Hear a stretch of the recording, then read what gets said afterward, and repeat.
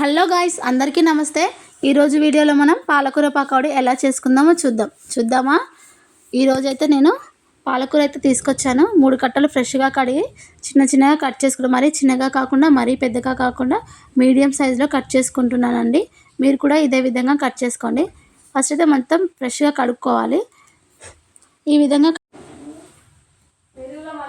విధంగా అయితే కట్ చేసి పెట్టుకున్నానండి. పాలకూర పకోడీకి ఆనియన్స్ పూర్తిగా ఆప్షనల్ అండి. మీకు నచ్చితే వేసుకోండి, లేకపోతే లేదండి.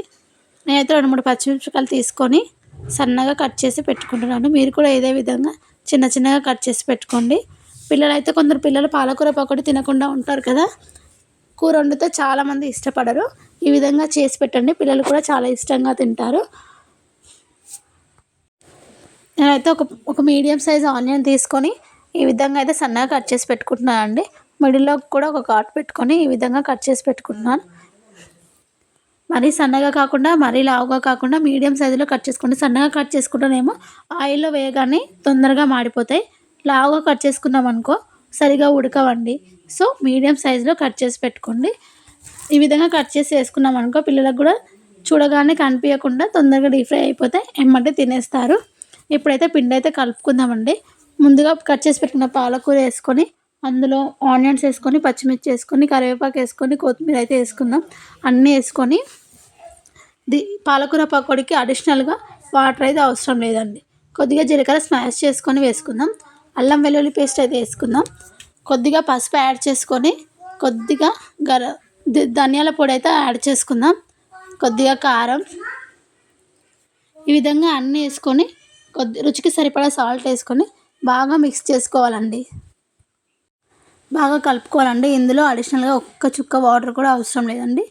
ఇందులో ఎంత మనం గట్టిగా స్మాష్ చేసుకుంటే అంత వాటర్ వస్తాయండి. చూడండి ఏ విధంగా వచ్చినాయి. 1/2 కప్పు రైస్ ఫ్లవర్ వేసుకొని కప్పున్నర శనగపిండి తీసుకుందాం. ఈ విధంగా తీసుకొని మరొకసారి కలుపుకోగానే ఎమ్మటే పిండి కలుపుకోగానే ఎమ్మటే వేసుకోవాలండి. మనం 5-10 నిమిషాలు కలిపి అలాగే పెట్టినామనుకో మళ్ళీ వాటర్ ఊరి పిండి లూజ్గా అయిపోతుంది. ఆ విధంగా కాకుండా కలిపిన వెంటనే ఎమ్మటే డీప్ ఫ్రైకి ఆయిల్ పెట్టి ఎమ్మటే వేసుకోవాలి. డీప్ ఫ్రైకి సరిపడా ఆయిల్ అయితే వేసుకుందాం.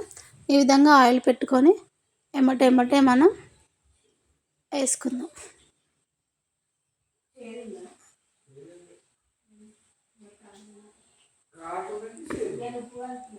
పకోడీ వేయగానే మనమైతే గ్యాస్ ఎప్పుడు హై ఫ్లేమ్లో ఉండాలండి. మీడియం ఫ్లేమ్లో ఉందనుకో ఆయిల్ అంతా పీల్చేసుకుంటుంది. ఈ విధంగా హై ఫ్లేమ్లో పెట్టి ఒకసారి టర్న్ చేసుకుందాం. మంచిగా కలర్ వచ్చాక తీసేసుకుంటే సరే. ఈ విధంగా కలుపుకొని అంత అయితే తీసేసుకుందాం. టిష్యూ ఉంటే టిష్యూలోకి టర్న్ చేసుకోండి. నా దగ్గర అయితే టిష్యూ లేదు, అయితే బౌల్లోకి టర్న్ చేసుకుందాం. ఈ విధంగా గోల్డెన్ బ్రౌన్ కలర్ వచ్చే వరకు చేసుకోవాలండి. అన్ని ఆయిల్ అదే విధంగా సెకండ్ టైం వేసేటప్పుడు మంటను ఒకసారి హై ఫ్లేమ్లో పెట్టి మళ్ళీ సిమ్లోకి టర్న్ చేసుకోవాలి.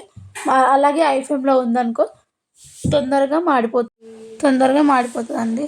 సో మొత్తం పిండిని ఇదే విధంగా చేసుకుందాం. Thank you for watching.